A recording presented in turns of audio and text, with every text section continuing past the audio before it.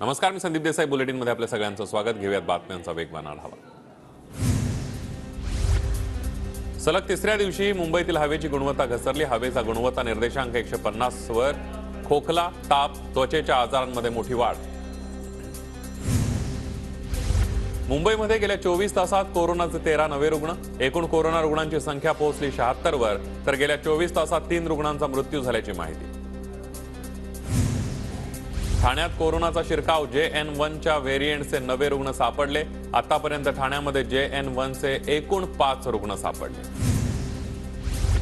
जे रुग्णालयातील त्वचा विज्ञान विभागातील डॉक्टरांचा 7 दिवसांपासून संप. विभाग प्रमुख महेंद्र कुरा निलंबन होत नाही तोवर कामावर येणार नसल्याची डॉक्टरांची भूमिका. उद्या मंत्री हसन मुश्रीफांसोबत डॉक्टरांची बैठक. मुंबईतील कोळीवाड्यामधील पहिला SRA प्रकल्प रद्द. कोळीवाड्याच्या सीमांकनाचं काम पूर्ण होईपर्यंत प्रकल्प रद्द केल्याचा लेखी आदेश जारी. राज्य सरकारच्या आदेशाची तब्बल 2 वर्षांनी अंमलबजावणी. शिव पनवेल महामार्गाच्या स्वच्छतेची जबाबदारी असलेल्या कंत्राटदाराला कारणे दाखवा नोटीस. मानखुर जंक्शन ते वाशी टोल नाका परिसरातील स्वच्छता कामात कुचराई केल्यामुळे 2 लाखांचा दंड. सिद्धिविनायकाच्या चरणी अर्पण केलेल्या दागिन्यांचा लिलाव. 267 छोट्या मोठ्या मौल्यवान दागिन्यांचा, हारांचा आणि इतर वस्तूंचा लिलावामध्ये समावेश. 2019 आणि 2020 मध्ये दान करण्यात आलेल्या वस्तूंचा लिलाव. मुंबईतील साकीनाका परिसरामध्ये कारखान्याला आग. सलीम स्टेट नावाच्या कारखान्यामध्ये लागलेल्या आगीमध्ये कोणतीही जीवितहानी नाही. शॉर्ट सर्किटमुळे आग लागल्याचा प्राथमिक अंदाज. पुण्यातील गणेशपेठ आवारातील गादी कारखान्याला भीषण आग. अग्निशमन दलाकडून आग विझवण्याचे काम सुरू. नाताळच्या निमित्तानं मुंबईच्या वांद्रे रिक्लेमेशनवर आकर्षक रोषणाई. सोबतच दररोज वेगवेगळ्या ब्रँड्सच्या सादरीकरणाची मेजवानी. याचा आनंद घेण्यासाठी तरुणाईही मोठ्या संख्येनं गर्दी. दादरच्या शिवाजी पार्क परिसरामध्ये ख्रिसमसचा उत्साह. या भागामध्ये सांता अवतरल्यानं भेटवस्तू घेण्यासाठी लहान मुलांची गर्दी. भेटवस्तू मिळाल्यानं मुलांमध्ये आनंदाचं वातावरण.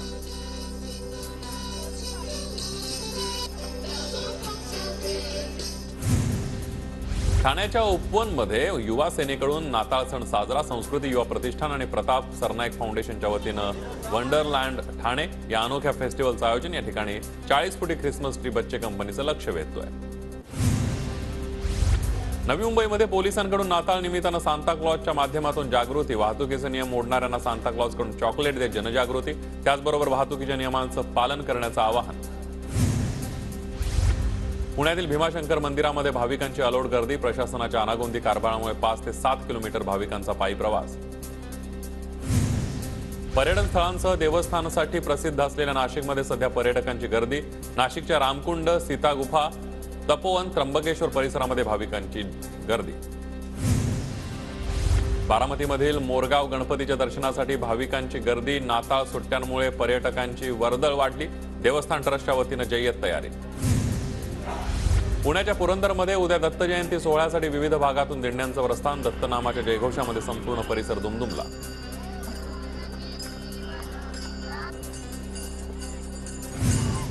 KDMCचा आरक्षित भूखंड भाड्यावर देणार. उद्यापर्यंत अर्ज करता येणार. 27 तारखेला समितीच्या कार्यालयामध्ये लिलाव. बाजार समितीची निविदा. KDMCमध्ये कर्मचाऱ्यांच्या लंच ब्रेकमुळे नागरिक हैराण. 1.5 तास ताटकळत रांगेत उभं राहावं लागत असल्याचा आरोप. कर्तव्यात कसूर करणाऱ्या कर्मचाऱ्यांवर कडक कारवाईचे पालिकेचे आदेश. पुण्यातील केंद्रीय सरकारी यंत्रणांच्या सर्वेक्षणानंतर 72 गावं धोकादायक दरड प्रवण क्षेत्रामध्ये असल्याचं घोषित. त्यापैकी 44 गावात उपाययोजना करण्यासाठी सार्वजनिक बांधकाम विभागाकडून जिल्हा प्रशासनाला प्रस्ताव. स्वच्छतागृहांविषयी नागरिकांना परिपूर्ण माहिती उपलब्ध होण्यासाठी टॉयलेट सेवा ॲपद्वारे शहरातील कोणत्याही ठिकाणचं स्वच्छतागृह शोधण्यासाठी नागरिकांना मदत मिळणार. अभाविपचे संस्थापक दत्ताजी डिडोळकरांची जयंती पुणे विद्यापीठामध्ये साजरी करू नका. NSUIचं विद्यापीठ प्रशासनाला निवेदन. कर्मवीर भाऊराव पाटलांची जयंती साजरी करण्याचा विद्यापीठाला विसर पडल्याचाही आरोप. पुणे जिल्ह्यातील 16 शाळेमध्ये एकही विद्यार्थी नाही. शून्यपटाच्या शाळा बंद होणार. UDAS वरून शाळांची नावं हटवण्याच्या सूचना.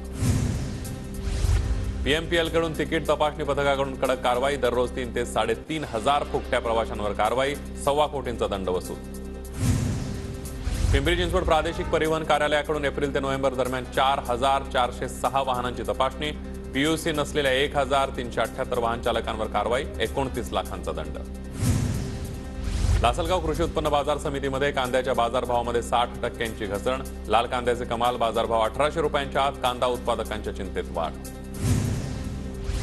निर्यात बंदीमुळे नवी मुंबईतील एपीएमसी मार्केटमध्ये कांद्याचे दर दुपटीने उतरले. निर्यात बंदीमुळे कांद्याचे दर आले 15 ते 20 रुपयांवर. कांदा उत्पादकांसह व्यापारी अडचणीत. राज्यातील प्रमुख बाजारपेठांमध्ये लाल कांद्याच्या दरामध्ये मोठी घसरण, निर्यात बंदी, खराब हवामानामुळे कांदा उत्पादनावर परिणाम. थंडीच्या कडाक्यामुळे पुण्याच्या श्री छत्रपती शिवाजी मार्केट यार्डामध्ये भाज्यांची आवक घटली. सर्व फळभाज्यांच्या दरामध्ये गेल्या आठवड्याच्या तुलनेमध्ये 10 ते 20% वाढ.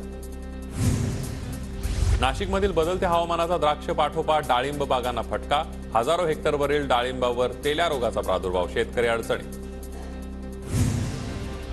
पुण्यातील पाषाणमध्ये थंडीचा पारा 9.7 डिग्री सेल्सिअसवर. उत्तरेमध्ये होणाऱ्या बर्फवृष्टीमुळे वातावरणामध्ये गारठा वाढला. विदर्भ आणि मराठवाड्यामध्ये डिसेंबर अखेरपर्यंत राहणार थंडी. नाशिकच्या निफाडमध्ये थंडीचा पारा घसरला. निफाडचं तापमान 8.7 अंशांवर तर नाशिक शहरामध्ये 12.5 अंश तापमान. निफाडमध्ये यंदाच्या मोसमातील निच्चांकी तापमानाची नोंद. मंत्री छगन भुजबळांविरोधात मराठा आंदोलक आक्रमक. नाशिकच्या निफाड तालुक्यातील भरोसा फाट्यावर भुजबळांना दाखवले काळे झेंडे. आंदोलकांकडून गो बॅकच्या घोषणा.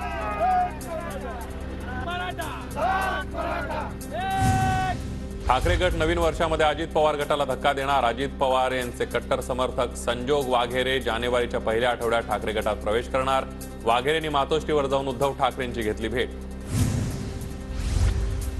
पुण्याच्या मावळमध्ये आगामी लोकसभेवरून महायुतीमध्ये वाद होण्याची शक्यता. उर्से टोल नाक्यावर भाजपचे माजी राज्यमंत्री बाळा भेगडे यांचे भावी खासदार म्हणून फलक.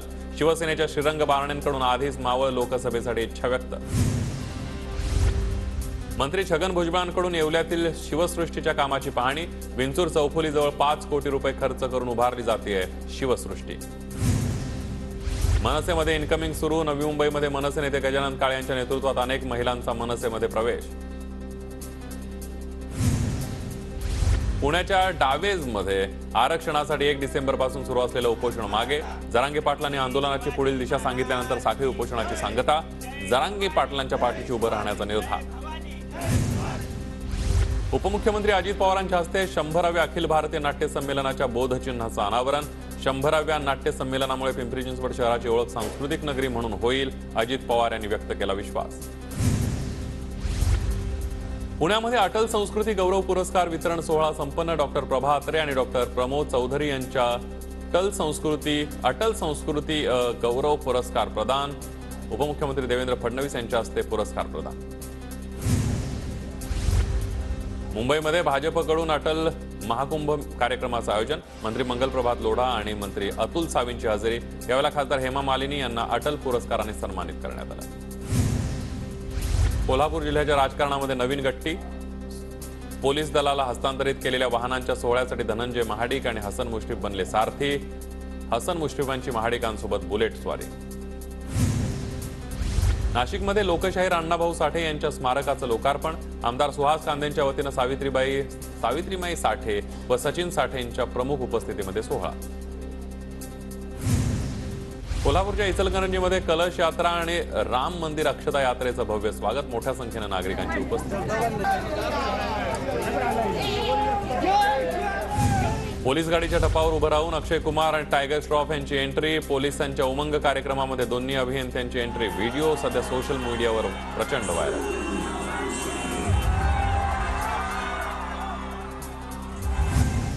राम मंदिर सोहळ्यासाठी मुस्लिम तरुणीचा मुंबई ते अयोध्या पायी प्रवास. शबनम शेख नावाच्या तरुणीसह तिचे 2 मित्रही अयोध्या वारीवर निघाले. पिंपरी चिंचवडमध्ये गुन्हेगारीच्या दिशेनं वळणाऱ्या विधी संघर्षित बालकांना फुटबॉल खेळण्याचं प्रशिक्षण. शहरातील 18 पोलीस ठाण्यामध्ये 400 पेक्षा अधिक मुलांना फुटबॉलचं प्रशिक्षण. पुरंदरच्या शिवरीमध्ये ठाकरे गटाच्या वतीनं जनावरांना चारा पाणी वाटप. यंदा शेतकऱ्यांची परिस्थिती बिकट असल्यानं जनावरांसाठी यंदा चारा उपलब्ध करून देण्याचं आवाहन. महाराष्ट्रात आयसिस मॉडेल प्रकरणामध्ये नवा खुलासा. अटकेमध्ये असलेले आरोपी फरार दहशतवादी फारुखतुल्ला घोरीच्या संपर्कात. अटकेमध्ये असलेले आरोपी परदेशी हँडलरच्या संपर्कात असल्याची माहिती. कोल्हापुरातील यशवंत सहकारी बँक निवडणुकीच्या मतपेटीमध्ये आढळले ताईत. अंगारा माखलेल्या ताईतावर उर्दू असा उल्लेख. निवडणूक यंत्रणेतील कर्मचारी आवाज. पुण्याच्या मुळशी तालुक्यातील लवळे गावामध्ये शेतकऱ्यांसाठी कृषी विभागाच्या वतीनं खोडवा आणि पाचट व्यवस्थापनाची प्रात्यक्षिकं, रासायनिक खतं आणि जीवाणू खतं देण्याच्या पद्धतीबाबतही मार्गदर्शन करण्यात आलं. अर्धवेळ नोकरी देण्याचा आमिष दाखवून डोंबिवलीतील तरुणाची फसवणूक. 2 महिन्यांमध्ये ऑनलाईन व्यवहारातून 9,87,000 रुपयांची फसवणूक. टिळकनगर पोलीस ठाण्यामध्ये गुन्हा दाखल. नाशिक मुंबई महामार्गावर विल्होलीजवळ पहाटेच्या सुमारास गाडीचा अपघात. 8 जण जखमी. खासगी रुग्णालयामध्ये उपचार सुरू. छत्रपती संभाजीनगरच्या वेळूर लेणी परिसरामध्ये विचित्र अपघात. एकाच वेळेला 5 वाहनं एकमेकांना धडकली. 2 ट्रकसह 3 कारचा चुराडा. 1 जण गंभीर जखमी.